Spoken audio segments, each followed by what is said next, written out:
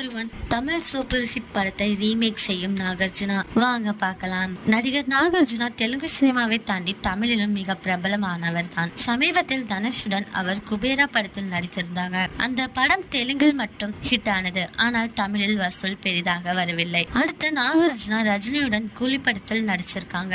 அந்த படத்தின் மீது மிகப்பெரிய எதிர்பார்ப்பு வந்துட்டு இருக்கு. இந்த நிலையில் நாகார்ஜுனா அடுத்து தெலுங்கில் ஒரு படம் நடிக்க இருக்காங்களாம். தமிழில் சூப்பர் ஹிட் ஆன அயோத்தி படத்தை தான் அவர் தெலுங்கில் ரீமேக் செய்ய இருக்காங்களாம். இது நாகார்ஜுனாவின் 100வது படமாகும். உங்களெல்லாம் யார் யாருக்கு அயோத்தி படம் பிடிக்குமோ அவங்க எல்லாம் கமெண்ட்ல சொல்லுங்க.